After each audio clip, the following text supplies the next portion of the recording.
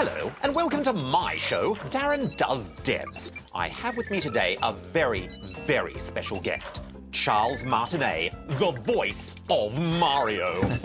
Woohoo! Now, before we begin, it's a mere formality. I must scan you for noobishness. Of course. Scanning. Scanning. Scan complete. You're completely noobite free, but we knew that. Now, firstly, we'd love to know what's it like to voice an iconic character like Mario. Well, first of all, let me say, hello to all my friends, the Spawnlings. It's me, Mario. Woohoo! And Wario, have a rotten day. And Luigi too. Hello. And Luigi. Everybody cheat with me. And baby Luigi. And baby Mario. Let's go. Yahoo! So many characters.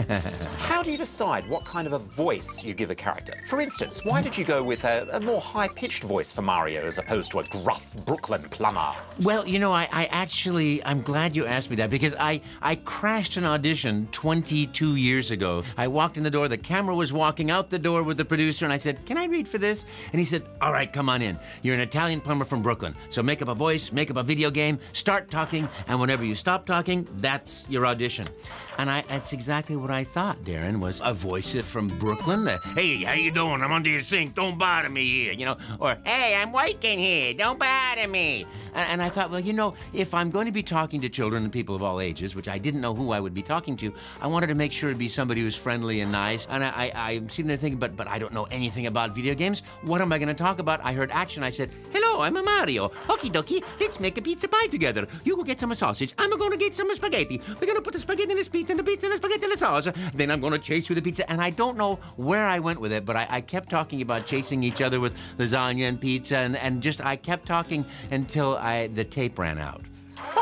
Oh, I can relate.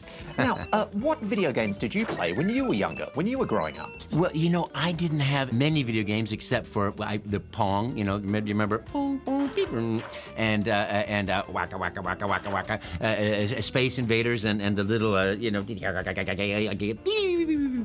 Which video game character would you say is your personal hero?